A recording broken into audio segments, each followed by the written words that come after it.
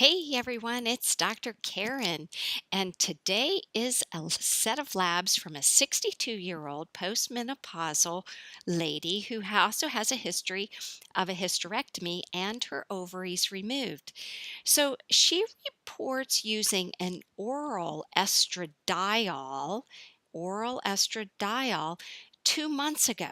So this is a long time ago for the body. So the body doesn't have any residual estradiol related to what she was taking orally, excuse me, 2 months ago. So they've given us reference ranges based on no hormone replacement at all. Now, this is a little bit surprising, and I think that actually CH, we're going to call her CH actually didn't report everything that she is using because her levels simply don't show that. If she had her ovaries removed, she's 62, she'd be postmenopause either way. She would not be having this amount of estriol, and she could have this much estradiol with this BMI of 31, but there's no way that she'd have this much estriol. So she's either on a biased and very seriously would not have this much progesterone. But okay, so she's either on a biased or she's on an estriol with a progesterone. So, as far as a young hormones product, it would either be Hormone Heaven or Hormone Protect. I don't know which one she's on because she doesn't report it, but I'm really quite certain that she's on something because otherwise the labs simply don't make any sense. Okay, so um, it makes everything else when you don't report your hormones accurately. It makes it very difficult and next to impossible to really read your labs right. But of course, I've got so much experience reading these labs, I can pretty much see when things are not correct. Okay, so if she's using estriol by itself with progesterone, then that's one way we can look at it, or I can look at it as if she's taking a biased. Either way, but it but since I don't really know which one it is, it makes things a lot more difficult. So what I'm going to say, CH, if you want to share more information regarding your labs, when I'm done with everybody's labs, I could go back and take a look at it and see if I would change my mind about anything. So I'm going to go ahead with my hunch at this point and offer you suggestions based on what I think is going on. Okay, so we've got an estradiol of 1.2 and a progesterone of 57, and a progesterone to estrogen ratio of 48, which means that she's still significantly estrogen dominant, even though I believe she's on a product and I don't know what product, but if she's on one of my products, this should be balanced, progesterone to estrogen. So I have to look at why would she not be balanced if she is on one of my products. And so I have to move forward and look at that. So the estriol is 7.1. So I know she's getting a decent amount of that. And this is actually a good level that is normal for someone who is on an estriol, either a biased or a totally estriol with progesterone. And her estrone is 2.2, which can come from fat cells, her BMI of 31. So that's certainly possible. Anything over 29 actually is considered obese. So we know that we could have some estrone, but still, I'm pretty happy with this estrone level of 2.2 with a BMI of 31. I'm quite happy with that because that is not a bad level at all. But then when we look over here at this cortisol, I don't like seeing a 2.2 a cortisol and a DHEA of 1.2. That is just super low. So if we look at the graphs, we can see now I know she's taking some form of bioidentical hormones or she's taking something something unless and it's not this oral estradiol because, and I know that because of this estriol that's 7.1. So this estradiol is normal for her age. Her progesterone's normal for her age, at the high end of normals, but she's still estrogen dominant. Her testosterone is right in the middle on not using anything at all. But look how low this DHEA is, and look how low this cortisol is. So I think that, see, what happens is if we go up, I think I have it on the next page. Yes, I do.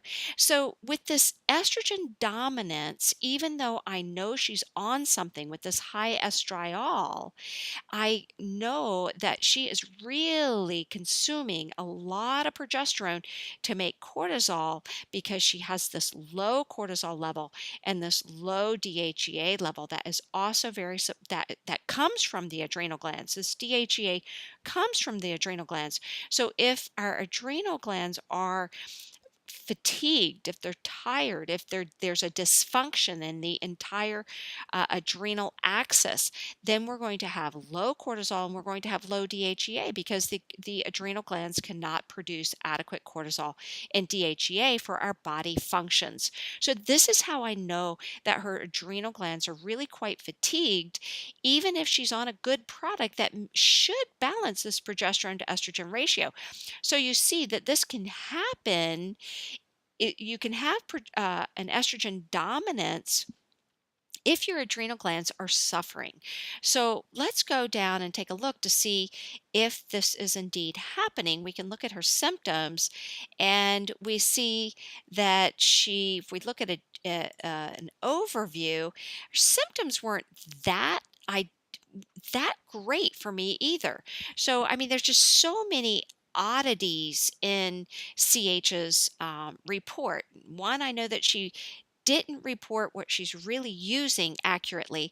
And what we've got is, even though she's got an estrogen dominance, really she has very little estrogen dominant symptoms. She's got estrogen progesterone deficiency symptoms, but the biggest symptom she's got is metabolic syndrome. The second biggest symptom she's got is actually low androgens. So a low testosterone and a low DHEA. Well, we do see that happening here, this low DHEA and testosterone being average for her age of not taking anything. She's not using any testosterone. And then very close to the low androgens is this one here, hypometabolism or low metabolism. So metabolic syndrome, low metabolism, low androgens, and then the fourth one coming in is this estrogen progesterone deficiency. But nothing comes in as estrogen dominance. I mean, it's just not a lot comes in. It's down on the list.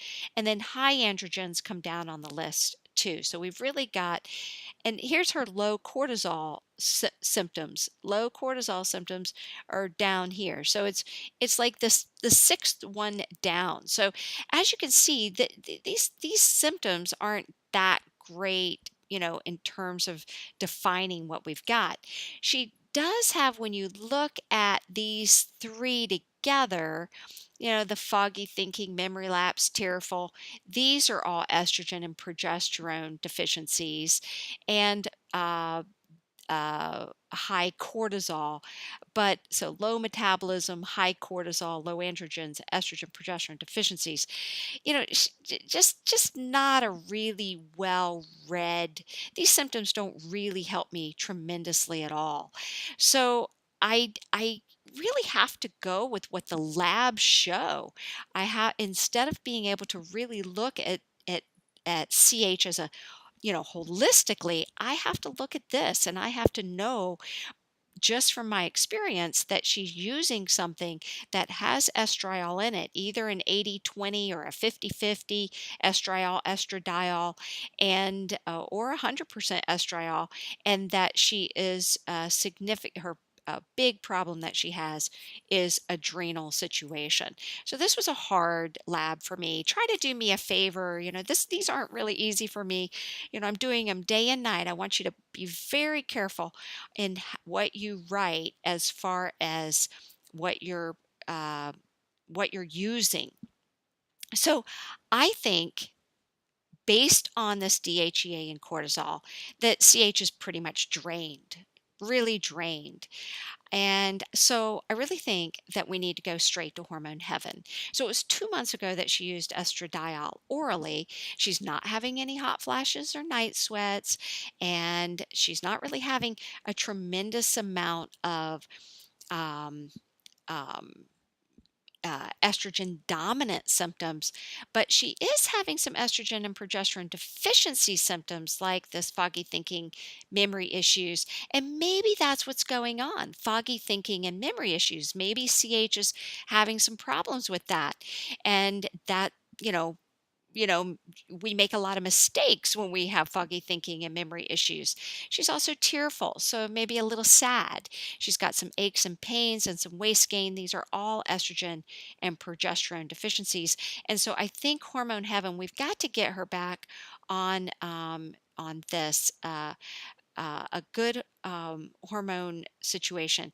If by chance she's on estriol, a biased or um, uh, a biased or a full estriol, I'm thinking we need to go to a little higher dose then because it's not it's not helping you. But it may also be because we're really talking about adrenal dysfunction.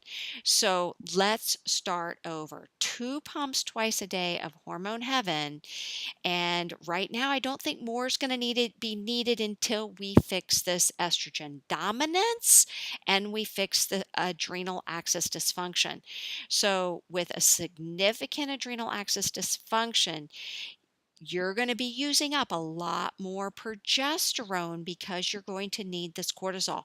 So, right now, let's focus on getting you out of estrogen dominance and moving you into a safe place where your progesterone to estrogen ratio is 100. And we're going to do that by, in addition to the hormone heaven, let's get you a little more progesterone. This is going to support this cortisol. This is going to support the DHEA. So let me go back to this so you see why it also supports the DHEA. So progesterone has an intermediate called 17 hydroxyprogesterone that can go over here to androstenedione and help support all of this here. So DHEA is not doing all of the work, you see? So we need to increase the progesterone when you're under a lot of stress or when your cortisol levels are low. So we've got to get you out of this estrogen dominance, get this progesterone levels better controlled, and support your estrogen levels along the way as well. So progesterone is very calming, and if you feel fatigued during the day, instead of taking uh, your pump. So, first, let me say this: 2 pumps twice a day of Hormone Heaven, 1 pump twice a day of Hormone Protect.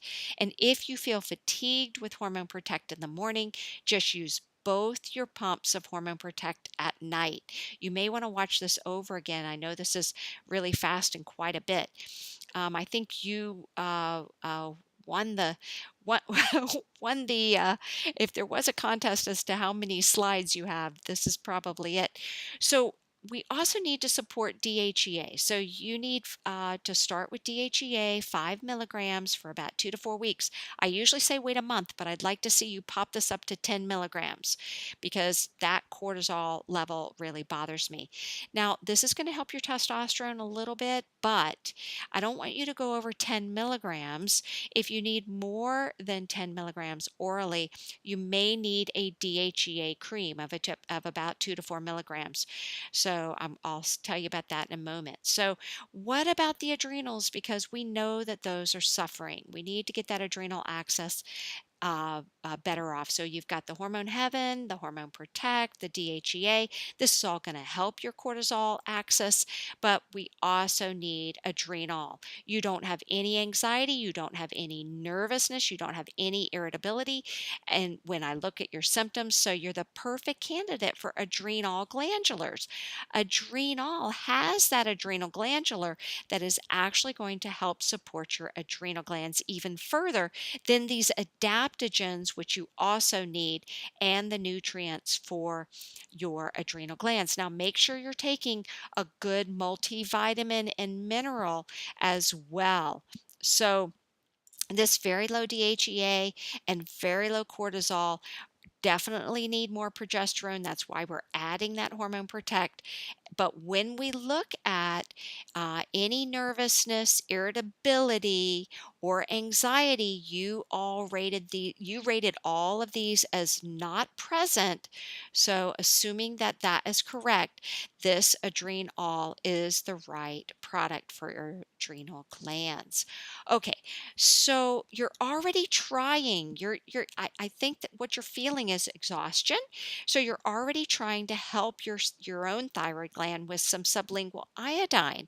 Well, that's good, but remember, thyroid hormone is more than just iodine. There's a lot of nutrients needed to make thyroid hormone and to make your thyroid work properly, as well as tyrosine, which is important as well.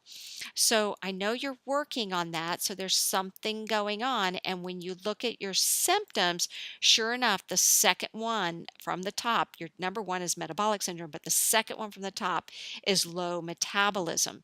So I'm going to recommend this thyroxine. And the reason I'm recommending it is because you're already using iodine. Now, usually I really like people to support their adrenals for a couple of months before they add a thyroid supplement. But these two areas are pretty problematic for you, and I know the adrenals play a big role, but I am going out on a limb and doing this. Now, if you start feeling more tired or you start feeling anxious, I want you to hold back from this thyroxine and then start it in a couple of months after you get your adrenals treated for a couple of months. But I don't think that's going to happen. But in the meantime, let's just go with half the dose, 2 capsules of the thyroxine in a month, for a month in the morning. And then after that, increase to the regular dose, which is 4 capsules a day, 2 in the morning and 2 in the afternoon, while you're working on your adrenal health at the same time. Woo. Okay, so this is quite a bit, but this is very important because these adrenals are so poorly affected. And I really, feel that this whole program is what you need. Hormone Heaven, 2 pumps twice a day. Hormone Protect, 1 pump twice a day, or 1 pump. I'm sorry, both pumps at night if it makes you tired during the day. DHEA, 5 milligrams for 2 to 4 weeks, and then increase it to 10 milligrams. Adaptanol, 2 capsules in the morning or 1 capsule twice daily, and then the thyroxine, 2 caps in the morning for a month, and then pop it up to 2 capsules twice daily. I highly recommend you repeat your labs in 4 to 6 months. Order the same profile, saliva profile 1, with at least the estrone added, okay? And then if you feel that there's anything more that you need to tell me, go right ahead. If you feel you need to correct this and let me know what is going on, what you're really using, that would be fine. I'll take a look at it and get back with you once I get through everyone's labs. Okay, I hope this was helpful, CH, and I hope you enjoyed it and everyone else learned a good bit. This is so much that adrenal axis that is so important. We support the adrenal axis with balancing our sex hormones, but as you can see, the adrenal axis can actually need us to have more progesterone, and that's what we're going to do right here for CH. Okay, have a wonderful day. Give me a thumbs up. You know I need it. Okay, take care. Bye-bye.